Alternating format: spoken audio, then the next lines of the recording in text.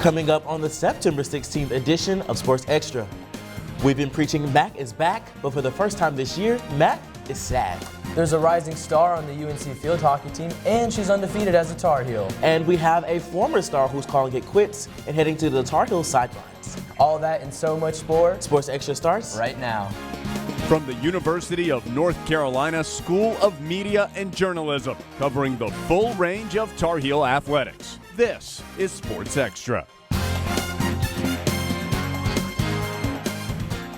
Welcome to Sports Extra. I'm Brian Gallagher.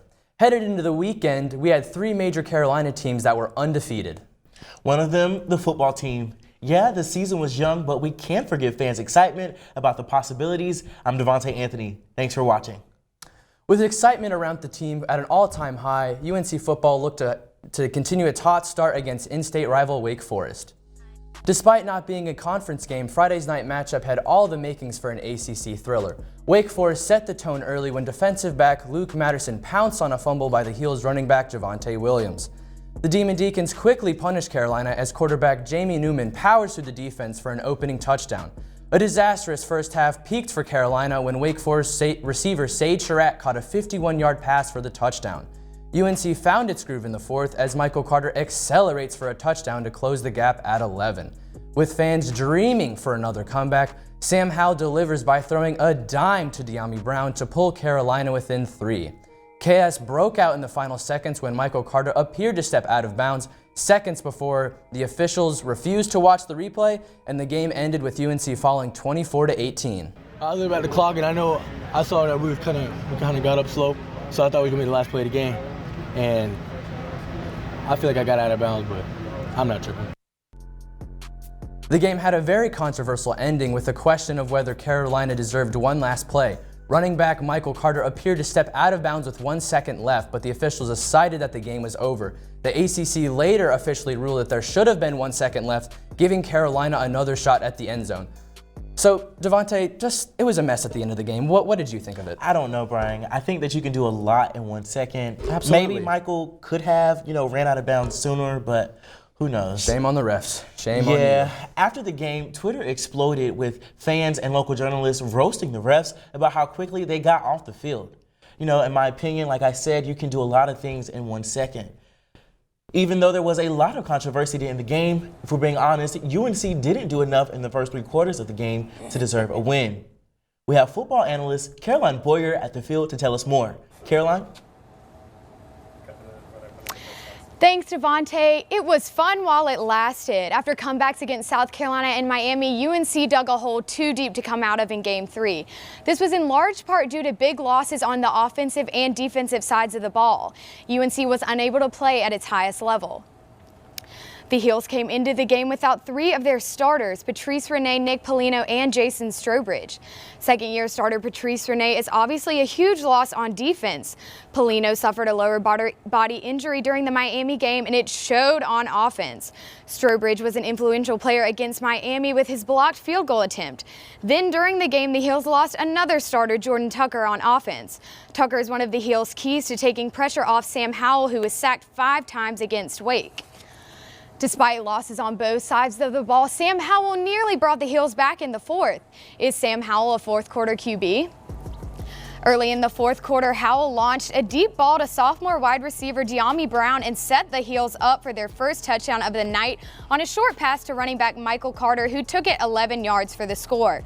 With Wake Forest lead down to 11 and Carolina back in the red zone, Howell threw another pass to Brown, who scored from 17 yards out, bringing the Heels to win within 5. In the first 3 games, Howell and UNC's offense have now scored 38 points, while scoring only 32 points in the first 3 quarters combined. That is the definition of ice in his veins, and the #1 true freshman in the country has proved to be clutch when it counts. One thing certain, UNC needs to learn how to play without big players, and excuse me, back to you guys.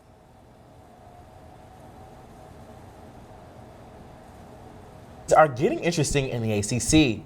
When entering week 3 of college football, the Tar Heels received votes ranking them 30th in the nation in the AP poll. After a tough loss against Wake Forest, Carolina has now dropped out of the rankings. The Deacons have since improved their standings by receiving votes that rank them 31st in college football. Not all hope is lost for this season, though, as UNC is now second in the Coastal Division with a 1-0 conference record, trailing the Virginia Cavaliers, who are 2-0 after beating Florida State on Saturday. Three major teams went into the weekend undefeated, with field hockey coming off a 28-game win streak dating back to the beginning of last year's national championship run. Game 5 of the new season was against William & Mary. The Heels put in the first goal within the first 3 minutes of play when senior Megan Jernovois scored off a penalty corner. Carolina scored twice more in the first quarter. Catherine Hayden's shot snuck past the goalie and trickled down the net. Hayden finished with a hat trick. This also marks the first time the Tar Heels have scored in the first quarter this season. Carolina scored 5 more times, winning the game 8-0. The defending national champions have yet to lose a game this season and will try to keep that streak alive when they play the University of Louisville on Friday. Coach Sheldon was pleased with the team's energy in the first half. We started strong, getting 3 goals in the first quarter, and in our 4 previous games we hadn't scored in the first quarter, so we made an emphasis to start strong, and they came out on fire. The accolades for sophomore field hockey star Erin Matson never seem to end. First team All-American, ACC Player of the Year, and ACC Rookie of the Year. Nala Terry tells us the rise to the top. Erin Matson's path to Carolina started before most people even think about college. Karen Shelton, UNC's legendary field hockey coach, first laid eyes on Matson when she was only 10 years old. Playing with Karen Shelton's niece on the WC Eagles club team, young Matson caught Shelton's eye quickly. My brother said, "You got to see this one girl, Erin Matson. You're not going to believe it." And so I went to watch, and of course Erin was unbelievable. 2 years, I mean, they were this high, you know, and Erin was this high, and she was just superb. From that point on, Shelton remained in touch with Matson and continued to watch her dominate on the field. Matson grinded her way through the Futures program of the U.S. field hockey team, playing for Futures Elites, U19, and U21 to finally make the national team. Her time with Team USA is now giving her the chance to accomplish what many could only dream of, competing in the Olympics. I just remember having a poster of Team USA for the London Olympic Games, so 2012. And I had it in my basement, and I know this is super cheesy, but I would work down there and my poster was in the room, and I just remember looking at it and being like, that's so cool, like I want to do that. In the Pan American Games this summer, Matson and her team won bronze, preventing them from automatically qualifying for the 2020 Olympic Games. But you can bet Matson has her eyes on Tokyo. We should have won gold. We kind of screwed ourselves over a little bit, but it's all right. We still medaled, but now we have the qualifier in October coming up, so that'll be our last shot. For now, Matson and her teammates are focused on the season ahead. After winning the national championship last year, the expectation of success for the Tar Heels is intense. How do you go undefeated again? How do you, how do you get that perfect? But I think we're taking it one game at a time and just kind of seeing what the season throws at us so then we can adapt to it. Defending a national title and qualifying for the Olympics is a task not many could tackle. But one thing is for sure, if anyone can, it's Erin Matson. In Chapel Hill, I'm Nala Terry reporting. Matson has maintained her undefeated record at UNC. She has 6 goals, including 2 game winners and 6 assists so far this season. Field hockey squad has an ACC clash with Louisville this Friday. Erin Matson is a great player in the making. Coming up, we take a look at a player who has already had an illustrious career.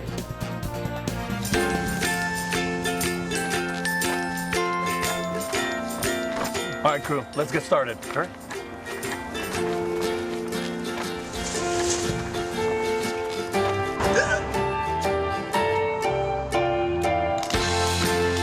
Don't ignore the law. You must call 811 at least 2 to 3 days before any digging project so you can avoid hitting our essential buried utilities. For digging projects big or small, make the call to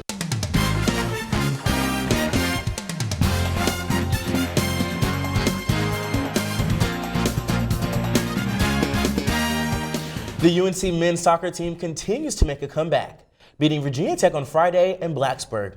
Virginia Tech made their first big play of the night as midfielder Christo Strickler scored after a long throw-in, but this didn't stop the Heels. Senior Jelani Peters scored his first goal of the season, an easy shot into the goal, assisted by Jack Scahan. 5 minutes later, senior Mauricio Pineda scored another goal for Carolina in the second half. Senior Martin Salas, with the help of Jelani Peters, lightly tapped the ball into the goal. The Hills won the game 3-1, coming back to Chapel Hill with their second away win. The women's soccer Heels suffered a terrible 2-0 loss against the Arkansas Razorbacks on Sunday. The Heels have won all 3 previous matchups against the Razorbacks. UNC went into the game without having been scored on in 500 minutes of play, but Arkansas came prepared. This was the 57th time the women's team had been shut out in 969 games. Arkansas's Ann Poligi received a through pass, approached the net from the left while managing to stay onside, and slammed it right past the goalie in the 62nd minute. Parker Gones scored in the 80th minute despite a valiant effort from UNC's Claudia Dickey. UNC outshot Arkansas, but the Heels lost the game for the first time this season, 2-0. The legendary Heather O'Reilly has had a career words can't describe both here at UNC and professionally. She played her last professional game Saturday night for the NC Courage, and she's coming to Carolina as an assistant coach. Sports Xtra Kennedy Bird put together a tribute for the 3-time gold medalists.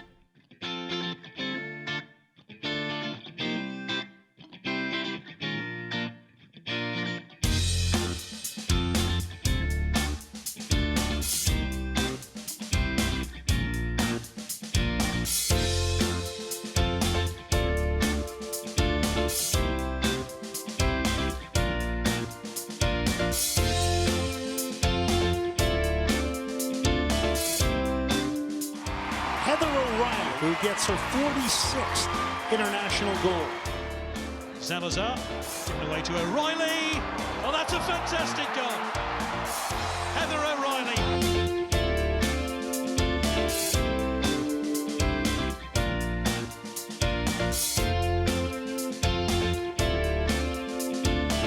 It's cut behind. It's O'Reilly who's arriving. Heather O'Reilly, and it deflects in.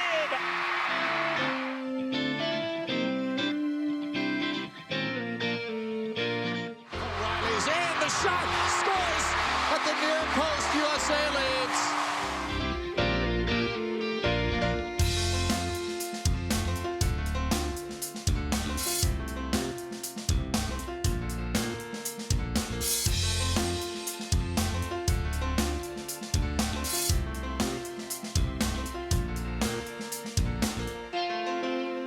O'Reilly has too many accomplishments throughout her illustrious career to list, but we tried anyway. Heather's career began in 2002 when she won the FIFA Under-19 Women's World Cup. Following her admission into UNC, O'Reilly won 2 national championships, Freshman of the Year, and First-Team All-American for 3 straight years. After graduating, O'Reilly won 2 more FIFA Women's World Cups and ended her career as a 3-time gold medalist. This weekend, the UNC men's golf team dominated the Turning Stone Tiger Intercollegiate Tournament. Sophomore Ryan Burnett won his first collegiate title while tying the Turner Stone Resort's course record. Burnett shot 64 in Sunday's final round to tie the course record that UNC freshman Austin Greaser set on Sunday. Burnett shot 18 under par for the weekend. Greaser finished second at 11 under for the tournament overall. Carolina shot 822, the third fewest strokes over 54 holes in school history. 42 under is the second best to par. The Carolina volleyball team continues to struggle. The Heels fell to the Redhawks of Miami of Ohio Friday night. The Redhawks outplayed the Heels with 61 kills and 8 aces. Miami of Ohio won in straight sets, dropping the Heels' record to 1-5. On Sunday against Michigan State, after dropping a competitive first set, 21-25, UNC attempted to climb back into the match. However, Michigan State stood tall against the comeback effort and won another close set. It was all downhill from here, and the Tar Heel squad have now lost 3 in a row. Something you wouldn't expect. Students are bringing the Battleship board game to life with a bucket, a paddle, and a team of 4. Keep your boat afloat. That's the only rule in this game. This weekend, teams of 4 took to the Bowman Pool in canoes with one goal in mind: sink the opposition. Teams had buckets to dump water into opposing teams' canoes and shields to try to block the oncoming attack. This tournament is held once every semester and is a fun way for UNC students to build camaraderie and gain bragging rights. Teamwork and strategy are keys to success, because if you make one miscue, your boat could end at the bottom of the pool. It's super fun. It's outside, which is kind of fun and summery, and you only like a little teeny tiny bit of athleticism is necessary. As you can see, Brian, teamwork truly makes the dream It really work. does. And I love having you as my coworker. Dude, I appreciate it. Thank you, Devontae. But one thing we need to start doing is maybe coordinating, because today you kind of look like a mint Oreo. Okay, well that hurts, but you look like a cinnamon Pop-Tart, so I don't want to hear it. But let's back to sports. We talked a lot about Aaron Matson earlier, and we have something to tell you guys. The journalism school put together a documentary about the 2018 field hockey team, and it's now ready for release. That link is live, and you can access it to watch the story of an incredible team. You can find the link at the Facebook page for Sports Extra. That's all for us today on Sports Extra. Have a great day.